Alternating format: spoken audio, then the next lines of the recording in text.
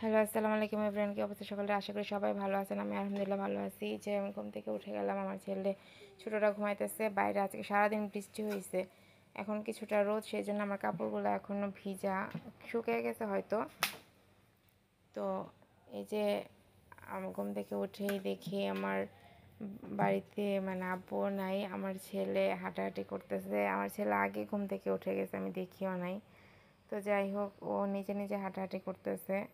তো এই যে দেখেন আমাদের গাছগুলো মাশাআল্লাহ অনেক বড় হয়ে যাচ্ছে। মানে 2 দিনও হয় না বাড়িতে আসছি, তারপর মানে এত সুন্দর গাছগুলা এত সুন্দরভাবে হচ্ছে, বড় হচ্ছে। খুবই সুন্দর লাগে, খুবই ভালো লাগে। তো আপনাদের কেমন লাগে গাছগুলো অবশ্যই কমেন্টে জানাবেন।